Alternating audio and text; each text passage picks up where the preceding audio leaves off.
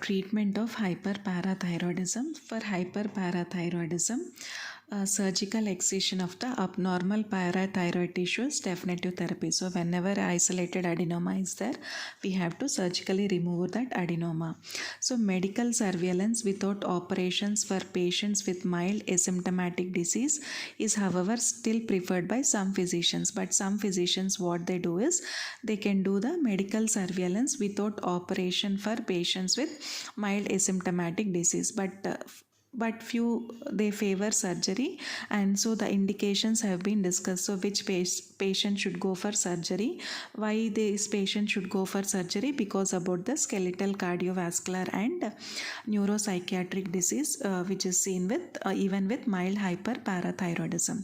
So what are the two surgical approaches which are practiced? So the conventional parathyroidectomy was neck exploration with general anesthesia. Okay. So what they used to do is they used to do a neck exploration with general anesthesia. This procedure is replaced by an outpatient procedure with local anesthesia, that is minimally invasive parathyroidectomy. So previously conventional parathyroidectomy was a neck exploration. So this is replaced by minimally invasive parathyroidectomy. So this should be done by an experienced surgeon. And coming to conventional surgery, so one approach is that typically only one gland is abnormal. If an enlarged gland is found, a normal gland should be sought. That is, first you are seeing one gland, okay, only one adenoma is present. So in one approach, so and then you see a normal gland. So if biopsy of a if the biopsy of a normal sized second gland confirms it is normal, then no further exploration is needed. We are thinking that only one gland is abnormal and we just go and look the other gland. If it is normal, then we can just no further exploration is needed. At the other extremity, all four glands must be seen, and that and one more approach is we have to explore all the glands. We have to see all the glands, and total parathyroid tissue must be removed. That is why the concern with the former is that, say supposing we have just removed only one gland and there is another gland, so what will happen? There will be hyperparathyroidism. Supposing if we explore all the four glands, what will happen? There will be hypoparathyroidism. So that have to be carefully chosen for surgery. And recently there has been a growing experience with newer surgical techniques. So it is a minimally invasive approach. Previously neck exploration has been done. Now we are practicing this minimally invasive approach. So this approach is guided by pre-operative localization. So what we are doing? Pre-operatively we are localizing and we are intraoperative monitoring.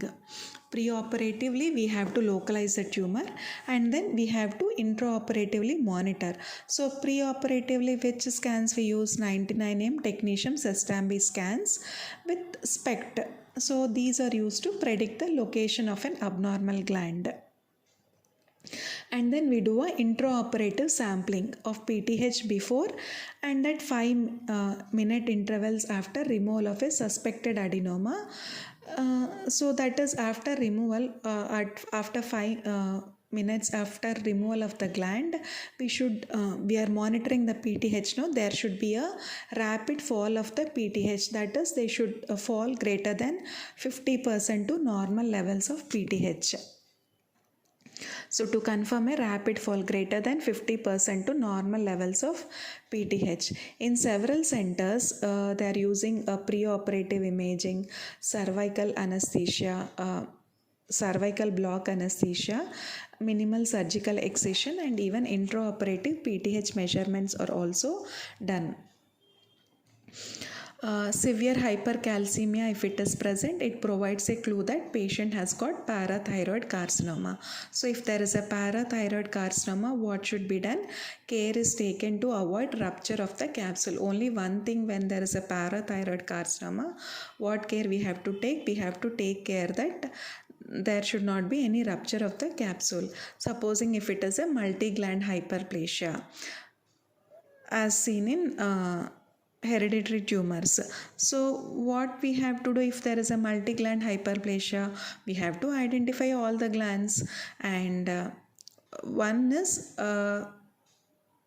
scheme is totally remove the 3 glands, and 4th gland we are doing only a partial excision. Seen hereditary syndromes, when there is a multi-gland hyperplasia, what we do is we remove all the 3 glands. 1 gland we partially remove, and care is taken to leave a good supply for the remaining gland. So we just only partially remove the 4th gland. But other surgeons, they advocate total parathyroidectomy. So all the 4 glands they remove, and the portion of a removed minced parathyroid gland, it will be placed in the muscles of the forearm. So if any recurrence occurs in the forearm, surgical excision is easier from the ectopic site. Then when a second parathyroid exploration is indicated, supposing we want to do a second parathyroid exploration, then what we can do a preoperative localization, and then we can do a CT scan, and then we can do the intraoperative monitoring, and we can remove the tumor. And a decline in serum calcium occurs within 24 hours after successful surgery. So surgery done after 24 hours, what is happening? Serum calcium is falling within 24 hours. So usually blood calcium falls to low normal values for 3 to 5 days until the remaining parathyroid tissue resumes full hormone secretion. See, immediately after surgery, we'll be having many referrals for hypocalcemia. So immediately if hyperparathyroidism tumor is removed, so within 24 hours, calcium level is falling. And blood calcium also falls to low normal values for 3 to 5 days. That is, some amount of gland we are remaining. Some amount of gland is remaining. So for that gland to resume function, it will take 3 to 5 days. Acute post-operative hypocalcemia is likely only if several bone mineral deficits are present, or if injury to all the normal parathyroid glands. See, acutely post-operative hypocalcemia has been the complaint. So why? Because there could have been several bone mineral deficits prior to the surgery, or they would have caused damage to all the normal parathyroid glands. So there is a complete damage, or it would have been several bone mineral deficits present before surgery.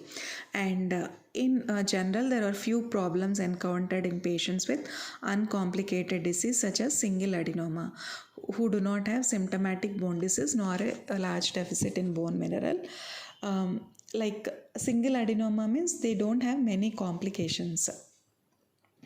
And the extent of post-operative hypocalcemia, it also varies with the surgical approach. So why few people have severe hypocalcemia?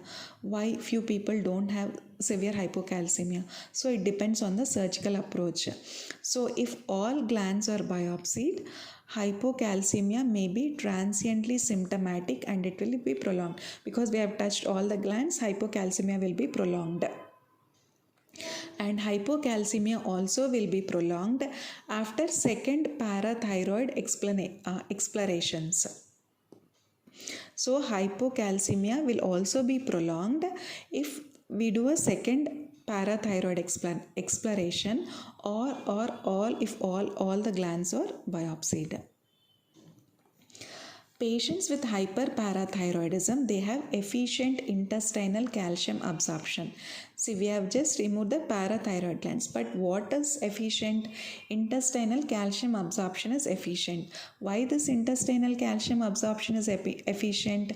Because patient have got increased levels of 125 hydroxy vitamin D. So this is functioning, and this is stimulated by hyperparathyroid hormone excess. So once hypocalcemia signifies successful surgery, patients can be put on a high calcium intake, or patient can be given oral calcium supplements. So if there is hypocalcemia, we can give high calcium intake or calcium supplements. Despite mild hypocalcemia, most patients do not require parenteral therapy. But if calcium falls to less than 8 milligrams per deciliter and phosphate levels are rising simultaneously, we can think that surgery. So we are thinking that some surgery has caused this hypoparathyroidism. So if we have to think that surgery has caused hypoparathyroidism, what we have to do is we have to measure both the calcium and phosphorus. That is, calcium is falling and phosphate is rising. So this indicates that patient has got hypoparathyroidism.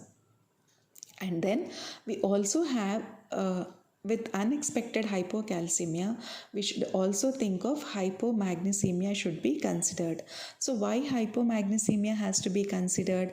Because it interferes with the PTH secretion and it causes functional hypoparathyroidism. So when hypocalcemia is there, we also have to think whether hypomagnesemia is causing this hypoparathyroidism. So in hyperparathyroid surgery, whenever a referral is given for hypocalcemia, so what happens if hypocalcemia is falling and at the same time phosphate is increasing? Then we can think of that patient, all the glands have been removed.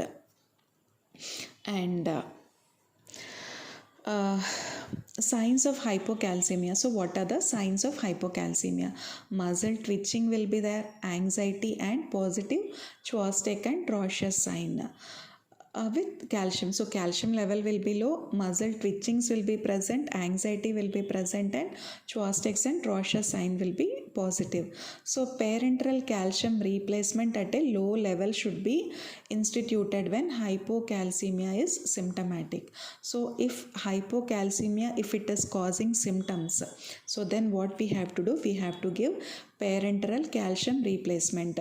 So we just go, we see hypocalcemia, we are asking the patient if patient is having symptoms. So if the patient tells that patient is having symptoms, then we have to start a IV supplementation, calcium supplementation. The rate and duration of IV therapy, then again how many days we have to give IV therapy. So this depends upon the severity of the symptoms and the response of the serum calcium to treatment. So how many days we have to give means how many days severe symptoms are there and how is the patient responding to treatment with calcium. So an infusion we can give, so that will relieve the symptoms. So usually parenteral therapy we just can give only for a few days, but if symptoms are worsening, or parenteral therapy, usually it is only for few days, but parenteral therapy still patient has got symptoms and it is parenteral therapy we are giving greater than 3 days, then what we have to do is we can start a vitamin D analog. Okay, so what we can start is we can start with a vitamin D analog and calcium can be started. So how much calcium we can start? 2 to 4 grams per day of calcium can be started. And vitamin D analog. So vitamin D, which analog we can use? Calcitriol can be used. So how much calcitriol we can use? 0.5 to 1 microgram per day of calcitriol can be used. So because this calcitriol, so this has got a rapid onset of effect. Okay, calcitriol when we give, this has got rapid onset of effect, and if we stop that calcitriol, it has got prompt cessation of action. So when we stop the calcitriol, there will be prompt cessation of the action. A rise in blood calcium after several months of vitamin D replacement may indicate restoration of parathyroid function to normal.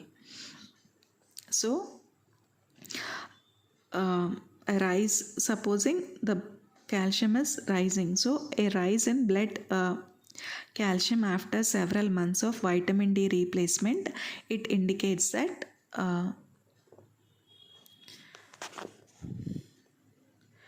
the parathyroid function is returning to normal. So we have to measure the parathyroid hormone serially to estimate the gland function. So if magnesium deficit is present, so what it can complicate the post-operative course, because magnesium impairs the secretion of parathyroid hormone. So how hypomagnesemia affects hypocalcemia? Magnesium deficiency, it impairs the secretion of parathyroid hormone. So magnesium should be corrected. So it can be effective orally, okay, magnesium chloride or magnesium hydroxide, but parenteral repletion also can be given. And if magnesium levels are below the normal range, that is less than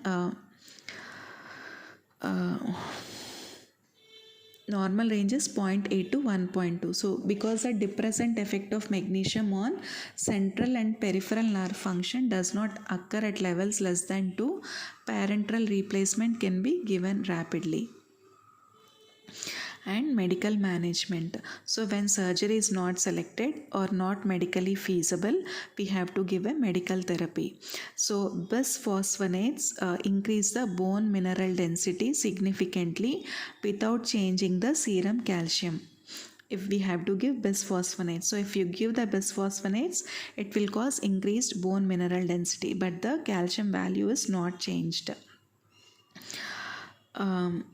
Calcimimetics that lower PTH secretion, they lower the calcium but do not affect the bone mass density.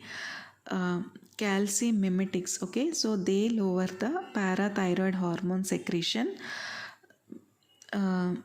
They lower the calcium but they do not affect the bone density. So calcimimetics lower PTH but they do not affect the bone mineral density.